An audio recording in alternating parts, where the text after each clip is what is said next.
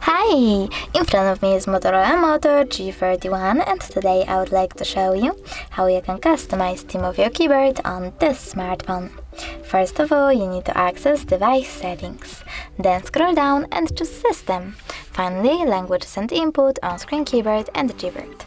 Then go into theme and tap on this plus sign under my themes. Select a photo that you wish to apply as your keyboard's background, like that one.